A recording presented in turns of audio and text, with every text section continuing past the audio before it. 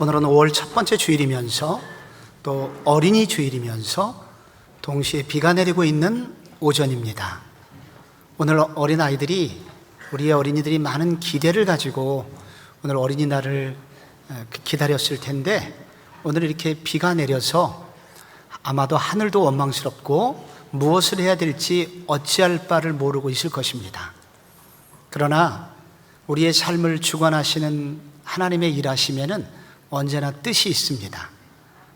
이 좋은 5월의 첫 주를 외부로 향하지 않고 우리의 시선을 내부로 향하고 우리의 내면으로 향하고 주님께로 향하라는 사인으로 알고, 오늘의 이렇게 비 맞는 하루가, 비가 내리는 어린이날이 주님의 은혜를 흠뻑 체험할 수 있는 계기가 되기를 바랍니다.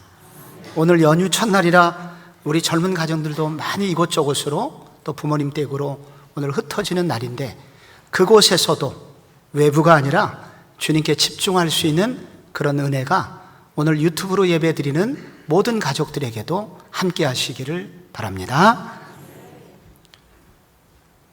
2000년 들어서 우리 대한민국의 가장 큰 충격적인 사고라면 단연 세월호입니다. 이 세월호 사건은 지금까지도 우리의 상처가 아물지 않을 정도로 커다란 아픔을 우리 가운데 주었습니다. 그리고 우리의 자녀들의 귀함을 다시 한번 생각할 수 있는 시간이기도 합니다. 미국에도 그런 유사한 사건이 있었습니다. 1993년에 미국 서부 캘리포니아 오렌지 카운티라는 아주 부유한 동네 써니힐 고등학교에서 고등학교 1학년 학생이 자기 친구를 살해한 사건이 있었습니다. 그런데 이 살해한 살해범은 자기 친구 4명을 고용했습니다. 한 명 멕시코계를 고용해서 그를 유인해서, 주차장으로 유인해서 그 야구방망이로 그의 머리를 가격하도록 그렇게 미리 계획을 짰습니다. 그리고 한국계 3명을 또 고용을 해서 망을 보도록 하였습니다. 오늘 어린이날 너무 잔인한 얘기해서 죄송합니다. 조금 필요해서. 그런데 야구방망이로 죽지 않자 망치가 나옵니다. 그걸로 죽지 않자 이제 알코올을 입에다 붓고 테이프로 입을 막았는데 사인은 호흡 곤란으로 죽었다고 합니다. 그런데 이 사건이 흑인 빈민가 같은 경우에는 자주 일어나는 일이기 때문에 있을 수 있는 일로 묻혀버릴 수 있었지만, 미국에서 2년 동안이나 거의 매일 이 사건이 미디어에서 다루어졌습니다. 왜냐하면 여기 살인범이나 또 여기에 가담되어 있는 모든 학생들은 전부 다 우등생들이었습니다. 우리나라 수능처럼 미국은 SAT라는 시험을 치는데 1375점이면 하버드 대학을 갈 수 있습니다. 그런데 여기에 연루된 대부분의 학생들이 평균 1400점을 맞았습니다. 공부를 매우 잘했습니다. 그리고 여기에 가담된 그 살인자나 피해자 모두 다 부유한 집안의 아들들이었습니다.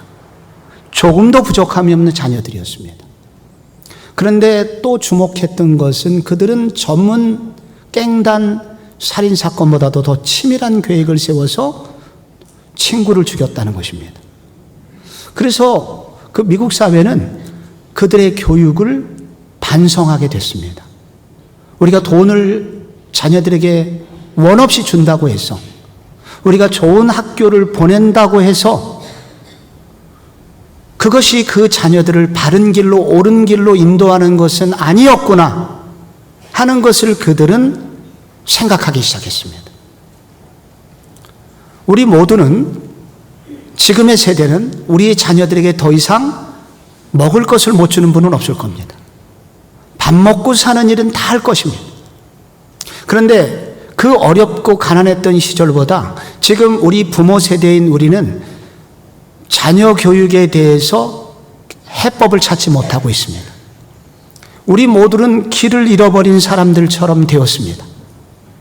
아이들에게 계속 돈도 주고 먹을 것도 주지만 그러나 그 아이들이 어떤 길이 바른 길이고 옳은 길이며 그들 스스로 행복한 길을 찾아가도록 하는 일에는 많은 경우 실패하고 있는 것처럼 보입니다. 도대체 어떻게 가르치면 우리 자녀들을 바른 길, 옳은 길, 행복한 길로 가르칠 수 있을 것인가? 그리스도인인 저희들도 이 문제에 대해서 아무도 장담할 수 없는 상황이 되었습니다. 우리의 자녀들을 어떻게 가르칠 수 있을까요? 어떻게 하면 옳은 길, 바른 길, 행복한 길로 이끌 수 있을까요? 1세기 아시아 최대 도시 예배소는 별명이 또 하나의 로마였습니다. 로마의 화려함과 로마의 부유함이 이 아시아 도시 예배소에 밀려들었습니다. 굉장히 잘 살았습니다. 지금도 가보면 거기 그 목욕탕 시설과 그 화려한 그 건축물들을 보면 1세기에 어떻게 이런 일이 있었을까 생각할 정도로 화려했습니다. 그런데 아데미 여신을 섬기는 그런 종교로 인해서 그들의 삶은 매우 음란했습니다. 또 하나 그들은 마술이 유행했기 때문에 그들이 미신을 믿고 있었습니다. 그래서 그들은 어느 길이 바른 길인지 그들은 확신할 수 없었습니다. 2년에 한 번씩 올림픽이 열려서 스포츠에 열광하는 도시였습니다.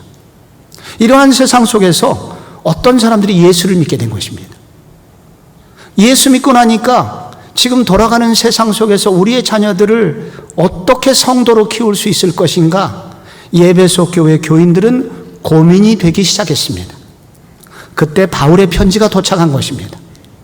하면서 오늘의 예수 믿은 이후에 우리는 우리의 가정을 어떻게 만들어 가야 되느냐.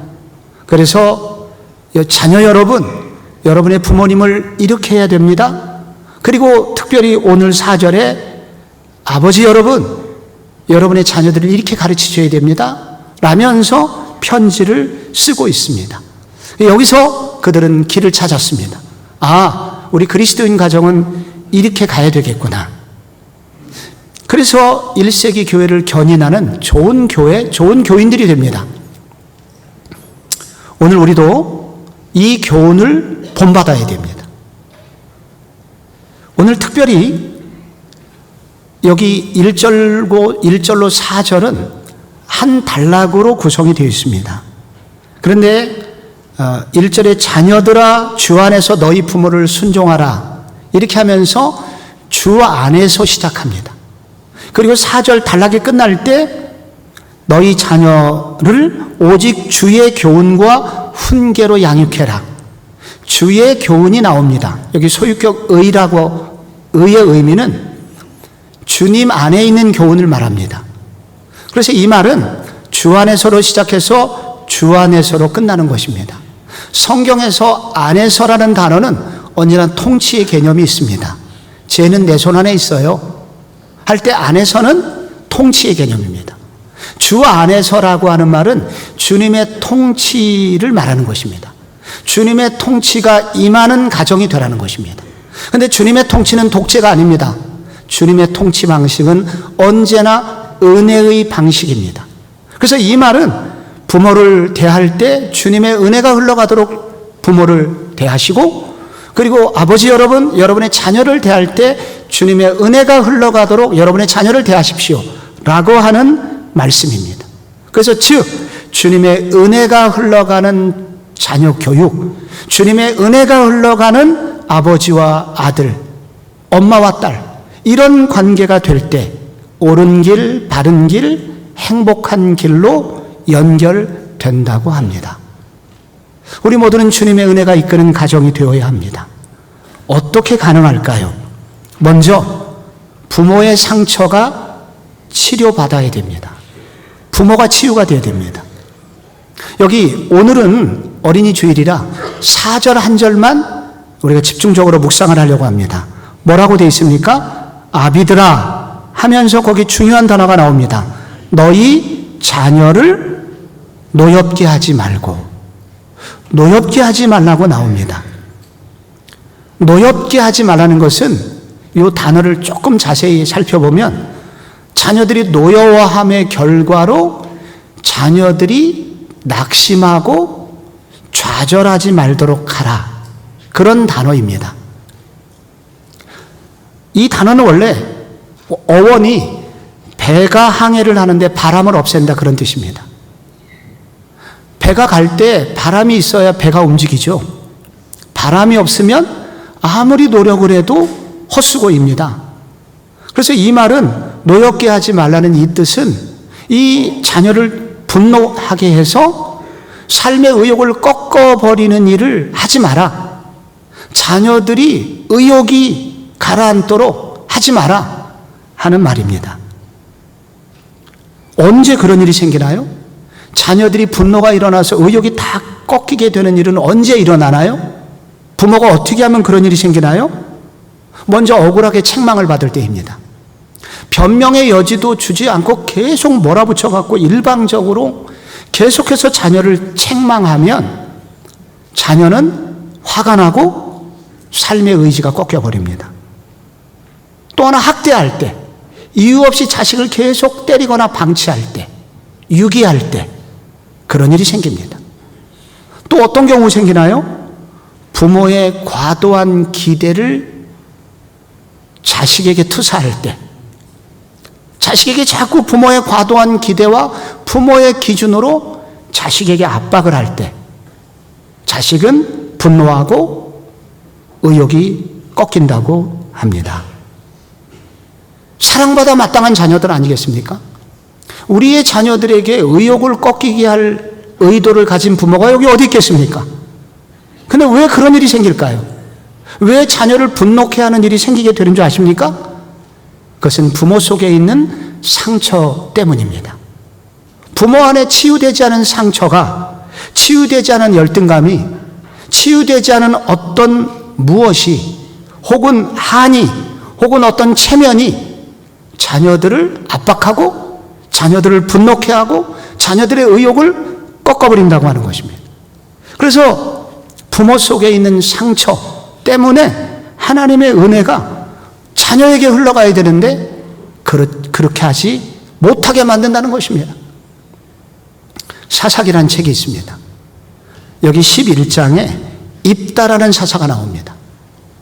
그가 암몬과의 전쟁 중에서 이스라엘을 이끄는 전쟁의 대장이었는데 갑자기 서원기도, 뜻하지 않은 약속을 하나님 앞 맹세하는 기도를 합니다. 암몬을 나에게 넘겨주시면 내가 암몬과의 전쟁에서 이기고 돌아올 때 누구든지 내 집에서 처음으로 나와서 나를 환영하는 자를 번제물로 드리겠나이다 라는 얼토당토하는 서원의 기도를 합니다. 번제물로 드린다는 것은 제물을 완전히 태워서 드리는 제물이거든요. 그러니까 어떤 사람이 나올 줄 알고 그가 이런 기도를 했는지 모르겠어요. 그런데 누가 나옵니까? 결국 무남동녀 외동딸이 아빠 하면서 뛰어나옵니다. 그래서 결국 이 딸이 성경학자들의 정직한 해석에 따르면 그 딸이 결국 번제물로 죽게 됩니다. 딸의 인생이 비극으로 끝납니다. 누가 시켰습니까? 이런 기도.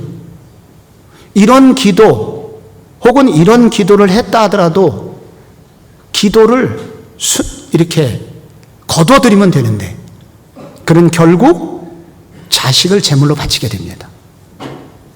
왜 그렇게 했을까요? 기생의 아들이었기 때문입니다. 그는 이복 형제들에게 미움을 받았습니다.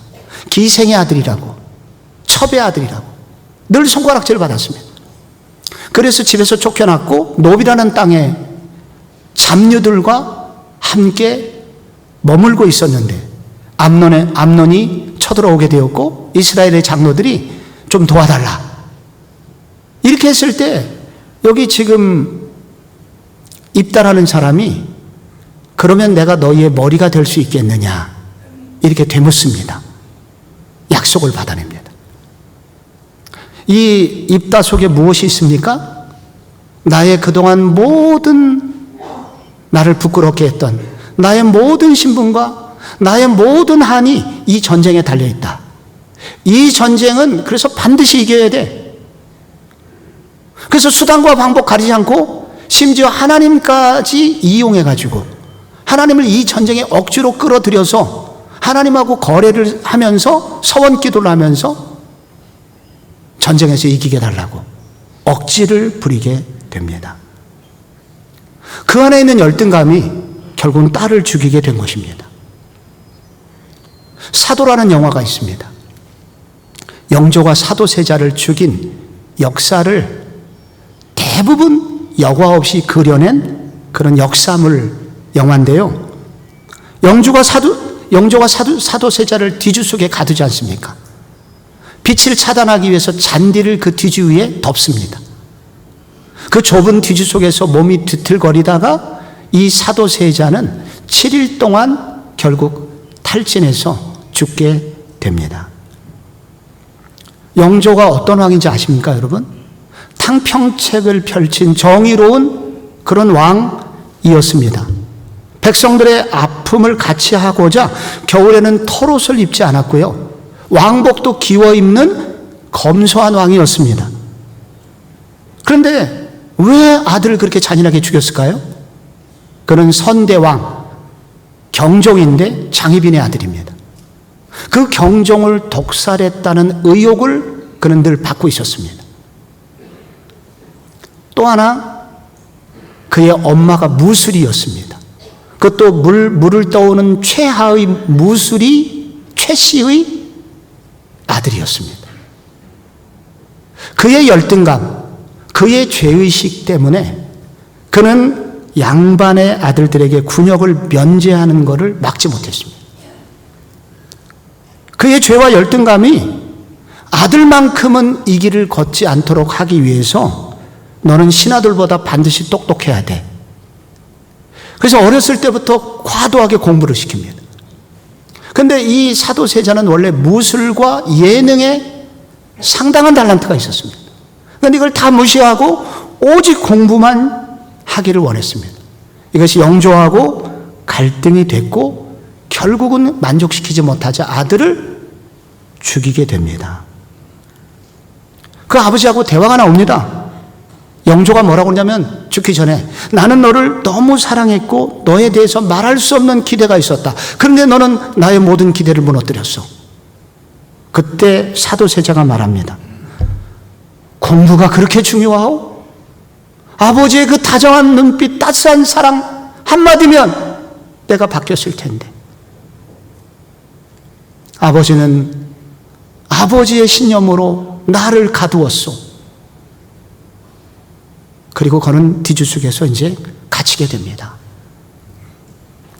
부모가 치유되지 않으면, 부모가 갇혀 있으면 우리도 모르는 사이에 우리 속에 있는 어떤 죄나 내가 갖고 있는 어떤 나의 신념이나 혹은 내 안에 있는 치유되지 않은 내 안의 열등감이 여전히 남아있으면 나도 모르는 사이에 무의식 속에 우리의 자녀들에게 그게 흘러가게 된다는 거예요. 그래서 자녀를 죽인다는 거예요. 적어도 우리는 내가 문제가 있을 수 있음을 깨달아야 합니다. 부모인 내가 다 옳을 수만은 없다는 것을 인정하지 않으면 우리의 자녀들은 숨을 쉬지 못합니다. 저는 제 딸 셋이 있잖아요. 저는 좋은 아버지인 줄 알았습니다. 이 정도면 좋은 아버지고, 그래도 목사님들 중에서는 내 딸들에게 정상적인 교육을 시키고 있다고, 그리고 내가 스트레스를 안 주기 위해서 나름 노력을 많이 했거든요. 그래, 나 정도면 좋은 목사 아빠라고 생각을 오랫동안 하고 있었습니다. 근데 어느 해 알게 됐습니다. 애들이 크자 드디어 그들이 말할 권리를 갖자 저한테 이제 말하기 시작했습니다. 그리고 알게 되었습니다. 목사인 아버지 존재 자체로 우리는 고생이었다. 아버지가 담임 목사니까 모든 사람이 나를 그렇게 담임 목사 딸로 기대하고 있고 우리는 그 기대에 맞춰서 살아야 했다. 아버지가 늘 네가 쓰는 돈은 다 헌금이야. 잘 써야 돼. 나쁜 데 쓰면 안 돼.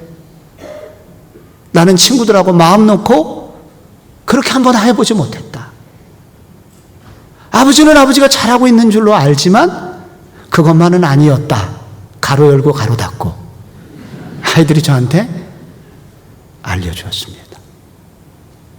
우리 모두가 잘하고 있는 게 아닙니다.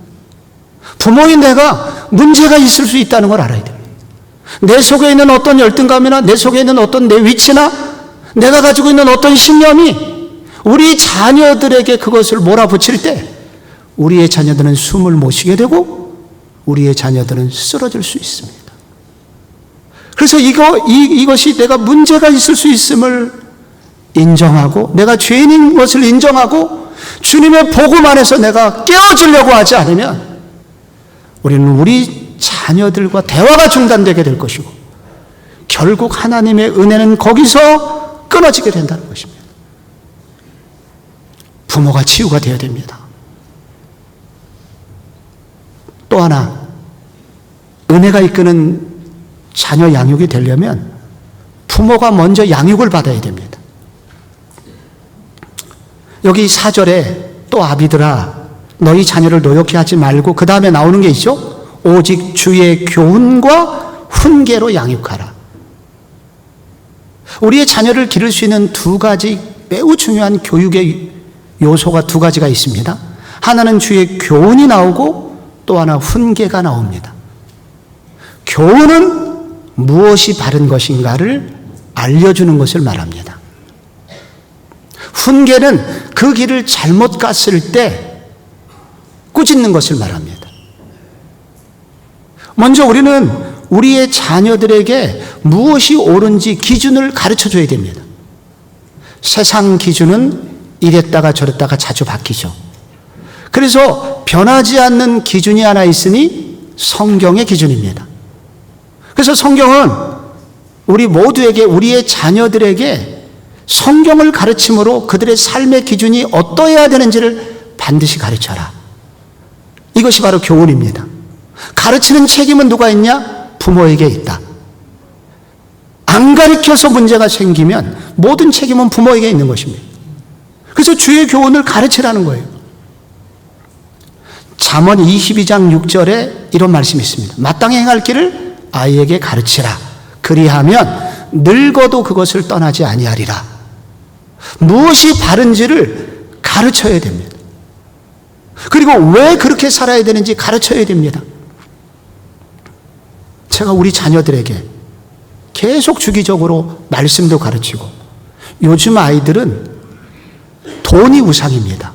우리 때도 돈을 좋아했지만 지금 어르신들보다 10배 정도는 돈에 대한 관심이 훨씬 많은 시대입니다. 아빠 왜 11조를 해야 돼? 묻습니다. 이래서 해야 돼.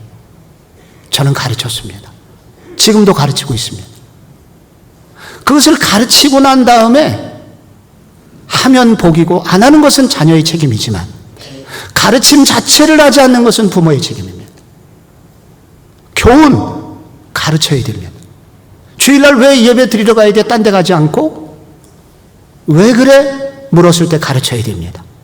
그 대답은 어디 있습니까? 성경에 여기에 이렇게 나와 있잖아. 가르치면 아이들은 대부분 그 길을 따라갑니다. 늙어도 그것을 떠나지 않고, 혹 이 말은 나중에 잘못되더라도 언젠가 돌아올 수 있는 가능성이 있다는 겁니다. 이게 주의 교훈입니다. 훈계는 그렇게 가르쳤는데 잘못 갔을 때 꾸짖어야 됩니다. 그런데 꾸짖는 것은 훨씬 더 어려운 일입니다.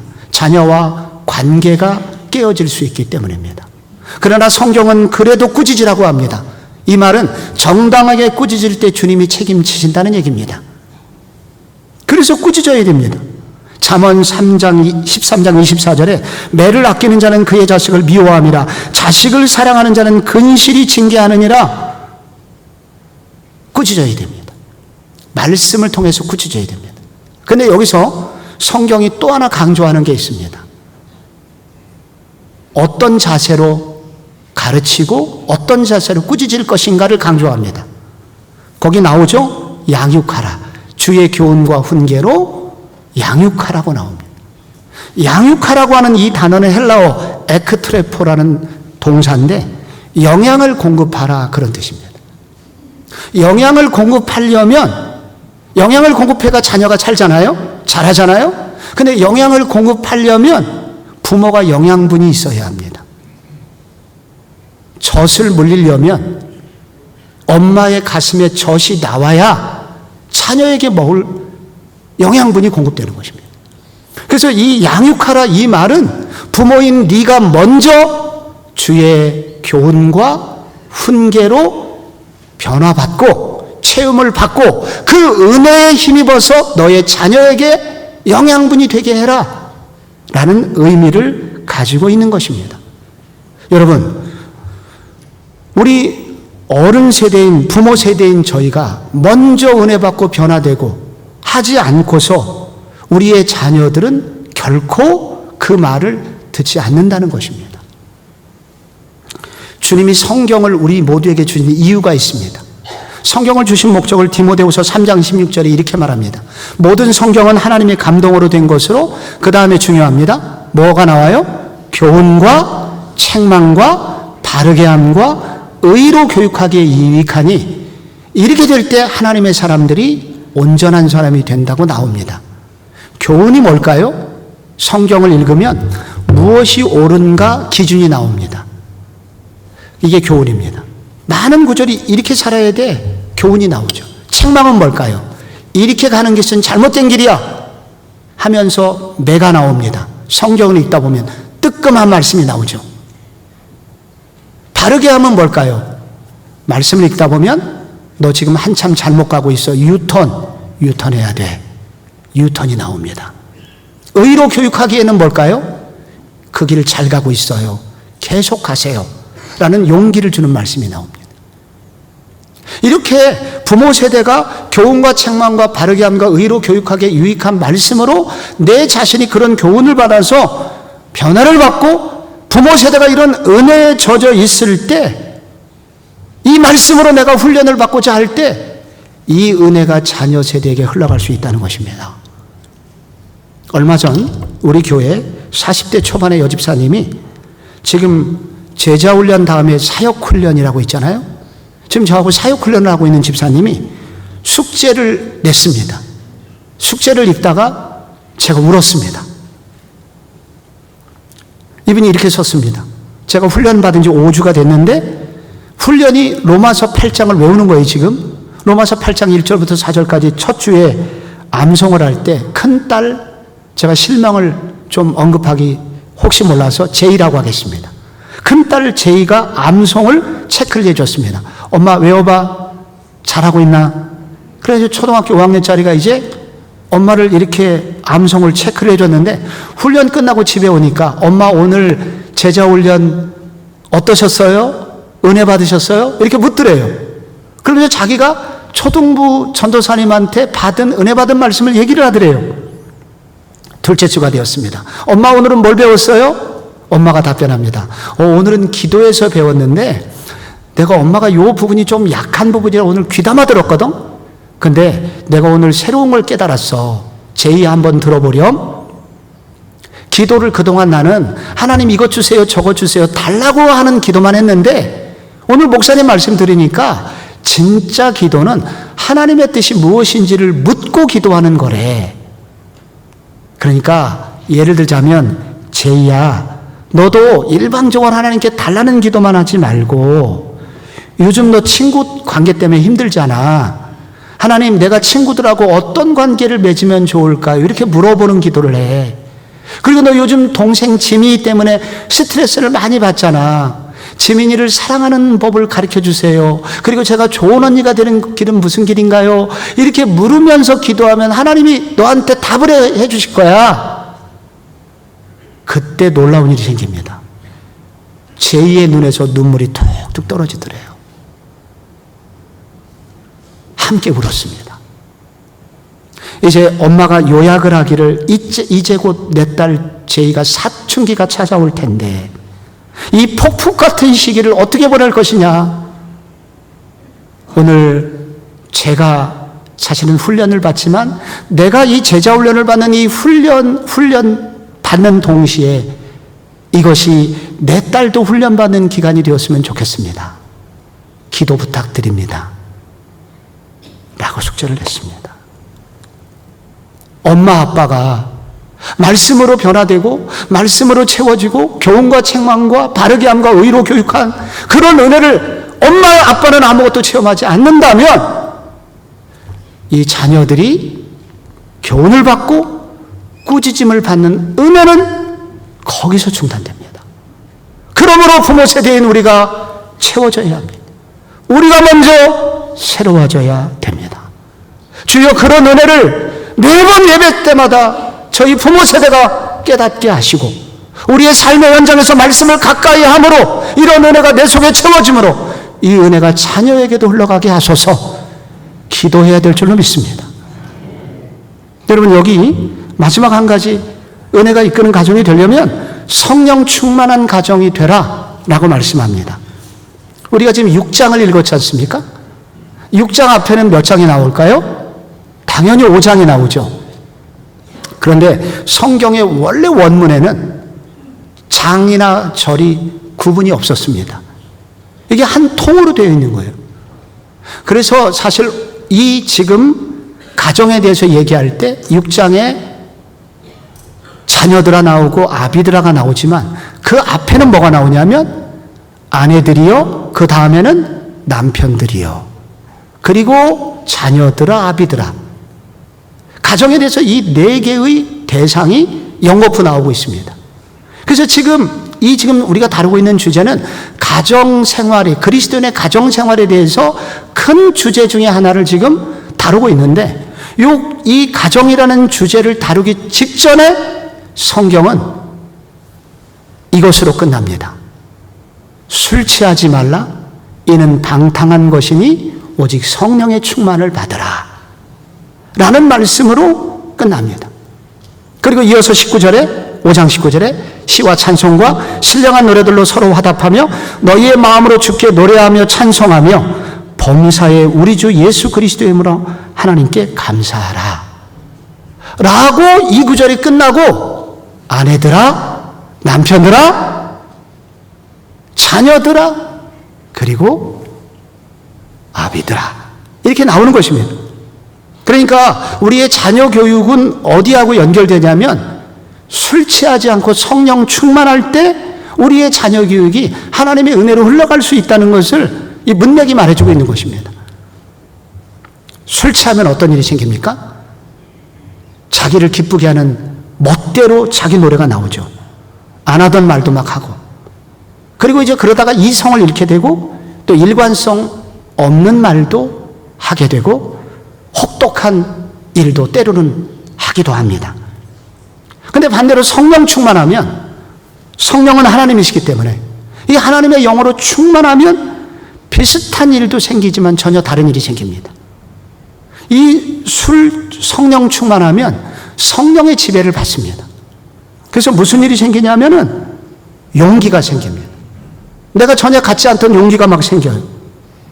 그리고 술 취하면 이성이 흐려지는데 성령 충만하면 갈수록 이성이 또렷해지고 놀라운 집중력이 생깁니다. 내 힘으로 전혀 할 수 없었던 일들이 가능해지는 일도 생깁니다. 그리고 술 취하면 정신이 혼미해지는데 이 성령 충만하면 누구에게 죄를 지은 것이 자꾸 떠오르고 회개하는 마음을 먹게 되고, 그리고 찾아가서 용서를 구하는 마음이 자꾸 생기게 됩니다. 그리고 현실적으로는 굉장히 낙심이 가득한데 어디서 생긴 힘인지 기쁨이 생기고, 그리고 그것을 뛰어넘을 수 있는 힘을 얻게 됩니다. 그리고 성령 충만하면 하나님을 기쁘게 하는 노래가 자꾸 나옵니다. 그리고 삶에서 자꾸 노래가 나오니까 감사하는 일이 생기게 됩니다. 여러분, 이 자녀 교육 문제 앞에서 성령 충만하라고 왜 가르치는 줄 아십니까? 우선 우리의 자녀들이 우리의 자녀가 아니라 하나님의 자녀이기 때문입니다. 또한 그렇기 때문에 우리 부모의 능력과 부모의 지혜로서만 우리의 자녀를 가르치는 일은 언제나 한계가 있다는 얘기입니다. 그러므로 우리의 자녀를 성령께 맡길 때 우리의 가정, 부모와 자녀 모두가 성령께 이 문제를 맡기고 나아갈 때, 성령의 지배를 받을 때 부모가 절대 줄 수 없는 것을 하나님이 주심으로 우리의 자녀를 이끌어 가신다는 약속이 여기 들어있는 것입니다. 사람의 힘으로 할 수 없는 것을 하나님이 주신다는 얘기입니다. 그래서 부모가 성령 충만해야 된다는 거예요. 성령 충만하려면 어떻게 해야 됩니까? 먼저 술 취하지 말아야 됩니다. 이 말은 회개하라는 뜻입니다. 죄가 있으면 하나님 앞에 회개해라, 돌이켜라, 그 뜻입니다. 둘째, 시와 찬미와 신령한 노래들로 서로 화답해라. 서로 화답하라는 것은 예배 시간에 서로 찬송을 주고받는다는 뜻인데, 예배의 진정성을 가져라. 진정한 예배를 사모해라. 예배 시간에 와서 기도할 때 진정한 기도를 드릴 때, 찬양을 할 때 진정한 찬양을 드릴 때, 예배 시간에 말씀을 들을 때 저 말씀은 내 말씀이 되게 해달라고 기도하면서 들을 때 성령님이 우리 속에 찾아오신다는 것입니다.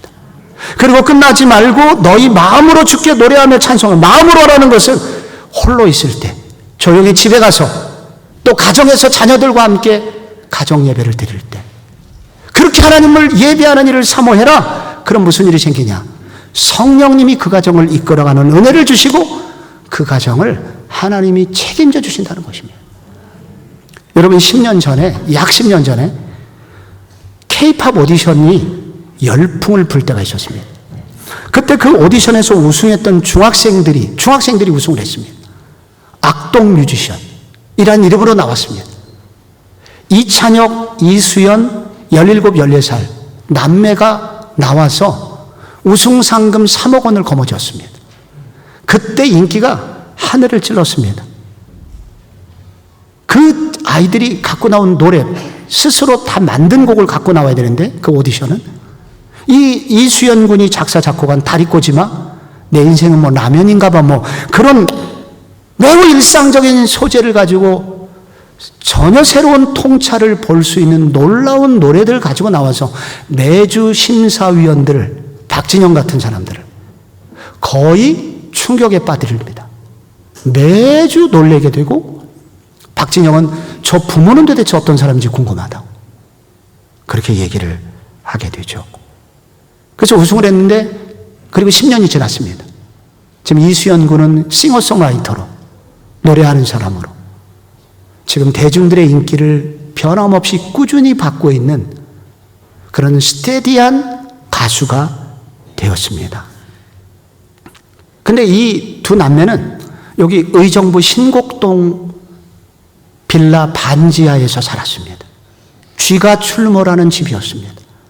그러다가 이제 초등학교 고학년 때 아버지가 몽골 선교사로 떠나면서 전혀 알지 못하는 몽골로 갔는데, 거기서 국제학교를 보낼 경제적 형편이 안 돼서 집에서 엄마가 EBS 교재 다운받아갖고 아이들을 가르치고 있었습니다.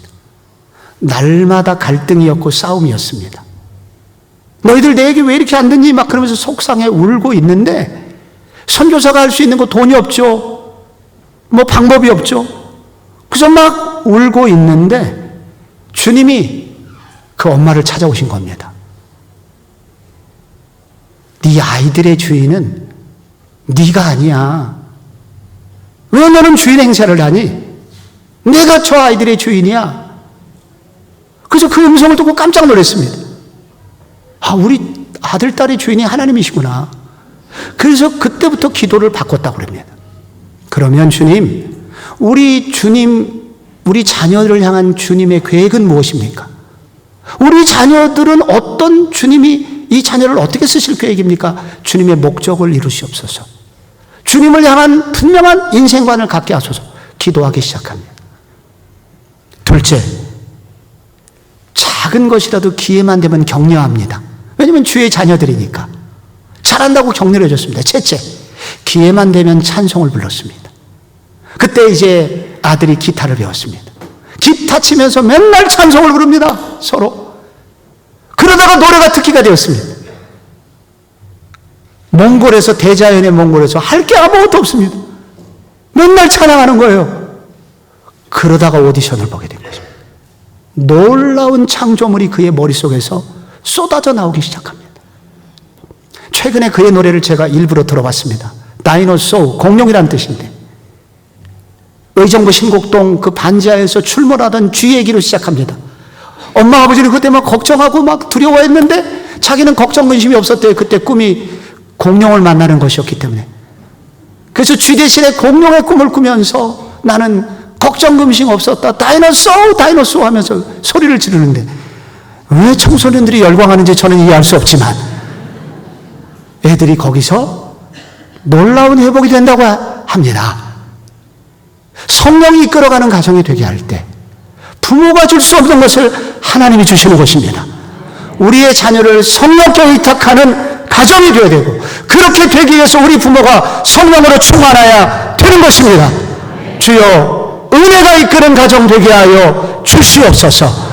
성령이 이끌어가는 우리의 자녀들이 되게 해달라고 이 아침 우리가 집중해서 이 자녀들을 함께 기도할 때 성령 하나님께서 우리의 자녀들을 불쌍히 여겨주실 줄로 믿습니다.